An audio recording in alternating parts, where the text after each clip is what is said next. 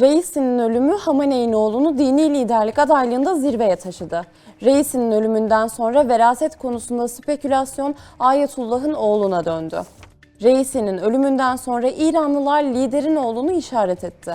Hamene'in oğluna Ayetullah ünvanı veraset işareti olarak görülüyor. Medya bu haberlerle resmen çalkalanıyor. İran lideri Reisi geçtiğimiz gün bir helikopter kazası nedeniyle hayatını kaybetti. Toplum içinde Reisi, Cumhurbaşkanlığının ardından Hamene'in yerine geçecek olan dini lider olarak görülüyordu. Reisi'nin bu ani ölümü gözleri Hamene'in yerine geçmek ihtimali yüksek diğer adaya çevirdi. Müçteba. Ali Hamene'in ardından dini liderlik koltuğuna kimin oturacağına dair söylentiler ve spekülasyonlar her geçen gün artıyor. Bu isimlerden biri de pek çok kişinin yakından tanıdığı ama çok az kişinin gerçekten bildiği bir figür. Müçteba Hamenei. Babasının gölgesinde büyüyen, İran-Irak Savaşı'nda cephede yer alan, kumda en üst düzey alimlerden dini eğitim almasına rağmen dini yeterliliğe sahip görülmeyen, İran'ın gönüllü baskı ve şiddet eylemlerini gerçekleştiren grubu yöneten ve İran'ın en güçlü güvenlik güçleriyle sıkı bağlar kuran bu gizemli adam kimdir ve neden bugünlerde onun adı İran'ın gelecekteki dini lideri olarak anılıyor?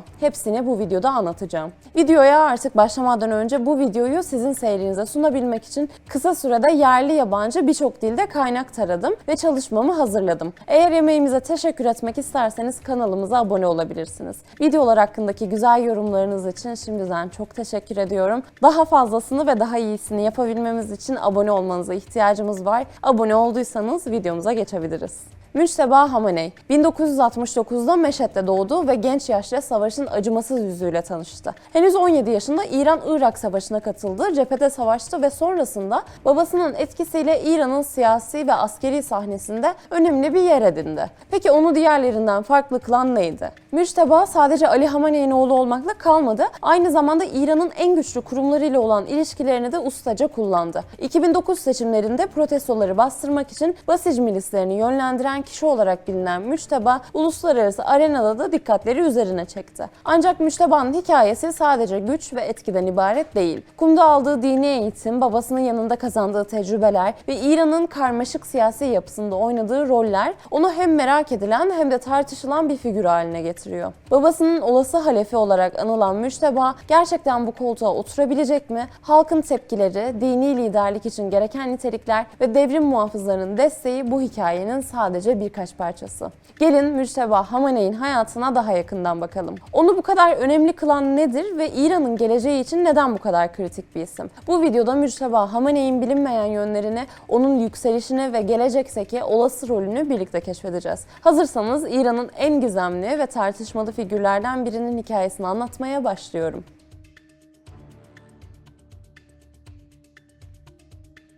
Müçteba'nın 1969'da Meşhed'de doğduğunu belirtmiştim. Meşhed 12 imamcı Şiiler için önemli bir dini merkez. Şiilerin 8. imamı olan İmam Rıza'nın türbesi bu şehirde. Bu türbe İran'daki en kutsal yerlerden biri. Öyle ki tüm dünyadan her yıl milyonlarca kişi Meşhed'e bu türbeyi ziyarete geliyor. Aynı zamanda burası ülkede dini eğitimin en kuvvetli olduğu yer. Müçteba sosyoekonomik çalkantıların ve siyasi belirsizliklerin İran'a damgasını vurduğu bir dönemde büyüdü. O dönem İran'da Şah Muhammed Rıza Pehlevi'nin yönetimine karşı artan muhalefet ve devrimci hareketlerin güç kazandığı yıllardı. Ülkede toprak reformları ve beyaz devrim gibi büyük değişimler yaşanıyordu. Bu reformlar özellikle Meşhed gibi dini merkezlerde büyük tepkiyle karşılanmıştı. Beyaz devrimin adını andık, kısaca bahsetmemek olmaz. 1960'ların başında İran Şahı Muhammed Rıza Pehlevi, ülkeyi modernleştirmek ve batılılaştırmak için sağlık, eğitim, kadın hakları, sanayi, ekonomi ve özellikle de toprak alanlarına değinen geniş çaplı bir reform programı düzenlemişti. Beyaz devrim dediğimiz şey bu. Beyaz olarak adlandırılmasının sebebi ise kan dökülmeden yapılmış olması. Hesap o ki bu reformlar halkın şaha olan desteğini arttıracak ve İran'ı modern bir ülke haline getirecekti.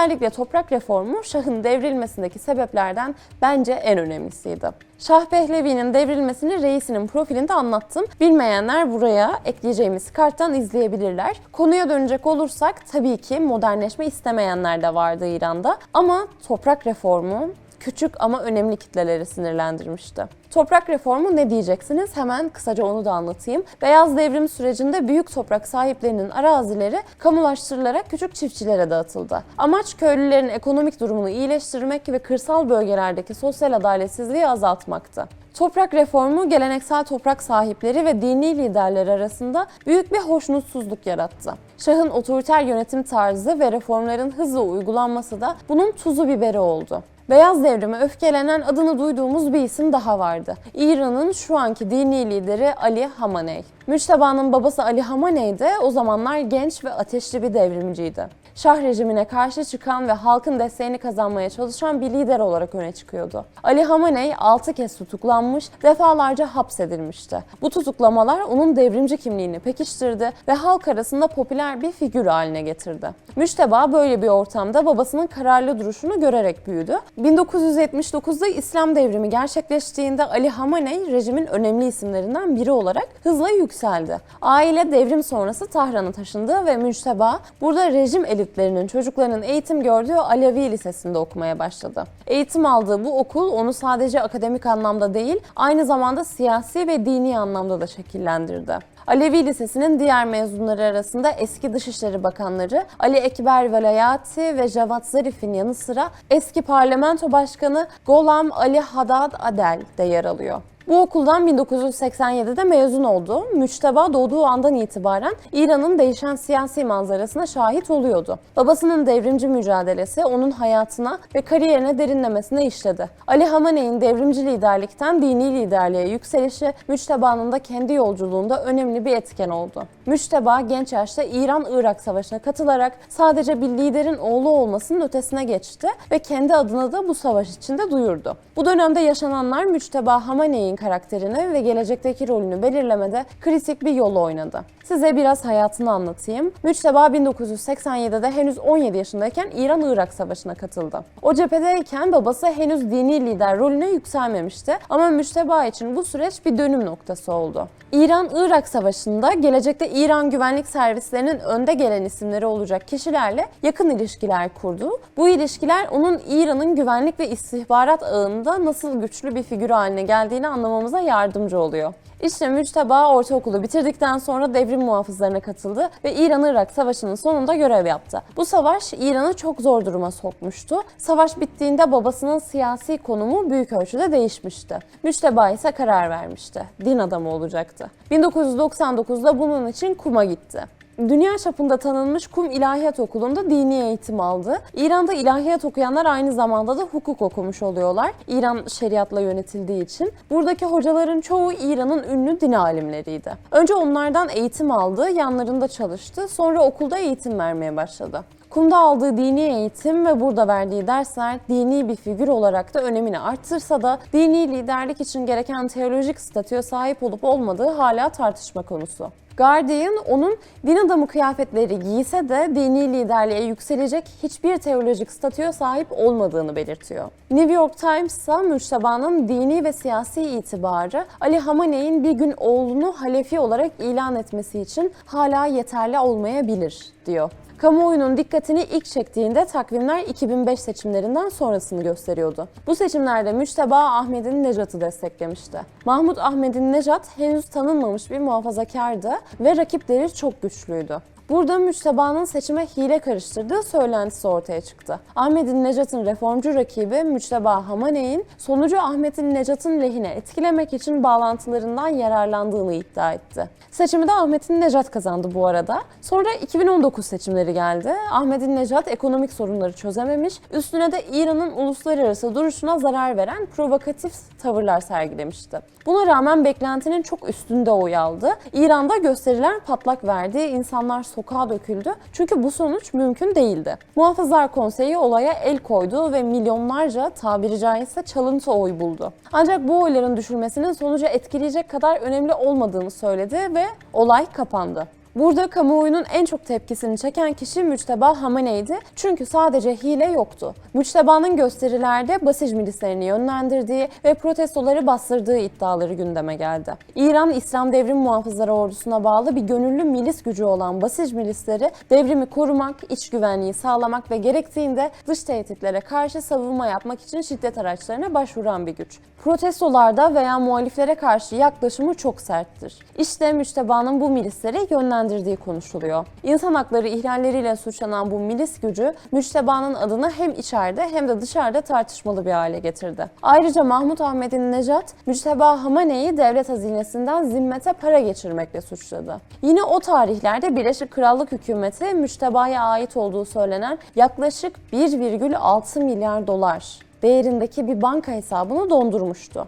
Bunu da söylemiş olayım. Videonun devamında size 3 farklı şeyden bahsedeceğim. Müçteba'nın rahmetli rakibi Reisi ve Müçteba ile yaşamları çok benzeyen ve sonların da benzeyip benzemeyeceğini merak ettiğimiz eski dini lider Hümeyni'nin oğlu Ali Hümeyni'yi anlatacağım. Ve en son olarak da dini liderlik tahtının varisi olarak Müçteba Hamenei mi seçilecek? Bu iddiaları konuşacağız. Ali Hamenei'den sonra muhtemel 2 lider görünüyordu. Müçteba ve Reisi. Birleşik Krallık menşeli The Telegraph'ın haberinde bunu çok güzel yazmışlar. Pazar günü 2 adamın İran'ın bir sonraki güçlü dini lideri olması için yarıştığı düşünülüyordu. Pazartesi sabahı bunlardan biri dağ yamacında meydana gelen helikopter kazasının enkazında ölü bulundu. Reisi geçen videomuzda şuradan bir yerden tıklayıp izleyebilirsiniz. Anlatmıştım. Tüm detaylarıyla anlatmıştım hem de. O yüzden onu pek anlatmayacağım. Reisi dini liderlik için en kuvvetli isimdi. Geniş yargı tecrübesi ve cumhurbaşkanlığı görevi ona ciddi bir avantaj sağlıyordu.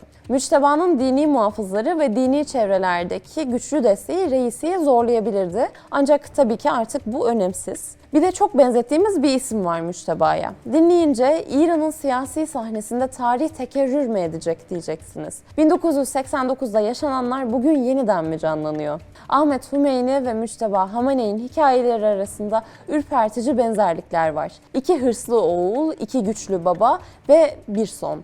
Ahmet Hümeyni'den bahsediyorum. Ahmet Hümeyni, İran İslam devriminin lideri Ayetullah Ruhullah Hümeyni'nin oğluydu. Dini liderliğin bekçisi olarak görüldü ve baş adaylardan biri olarak spekülasyonların odağındaydı. Kendi ağırlığının çok üzerinde bir dini sıralamaya sahip olan Ahmet, babasının makamını güç tabanını genişletmek için kullandı. Ancak tüm bu spekülasyonlara rağmen 1989'da liderlik koltuğuna oturamadı. Onun yerine Müçteba'nın babası olan Ali Hamenei geçti. Şimdi yıllar sonra benzer bir hikaye Müçteba Hamenei için yazılıyor. Ali Hamenei'nin oğlu Müçteba tıpkı Ahmet Hümeyni gibi dini liderliğin bekçisi olarak görülüyor. Babasının makamını kullanarak güç tabanını genişletiyor ancak önündeki yol Ahmet'inki kadar tehlikelerle dolu. Ahmet Hümeyni'nin kaderi Müçteba için bir uyarı niteliğinde. Dini liderlik için baş aday olmanın ne kadar riskli olabileceğini gösteriyor ona. Ahmet hırsının bedelini hem konumunu hem de hayatını kaybederek ödedi. Müçteba aynı kaderi mi paylaşacak yoksa İran'ın yeni dini lideri olarak tarihe mi geçecek göreceğiz. Halkın tepkileri, dini liderlik için gereken nitelikler ve tabii ki devrim muhafızlarının desteği bu sorunun cevabını şekillendirecek ama şimdiden belli ki Müçteba Hamenei'nin adı daha çok konuşulacak. Videonun tamamını izleyenler için tekrardan bir öneride bulunmak istiyorum. Eğer bu konularla ilgileniyorsanız, gündemi yakından ve gerçekten takip etmek istiyorsanız GZT YouTube kanalımızda size hitap edecek birçok videomuz var. Size özel katıl butonunu kanalımızda aktif ettik. Özel ayrıcalıklardan yararlanmak ve bize destek olmak isterseniz sizi şef editör olmaya davet ediyoruz. Ben Sena Özyurt, profilde bu hafta spekülasyonların odağında olan Müçteba Hamenei'yi anlattım.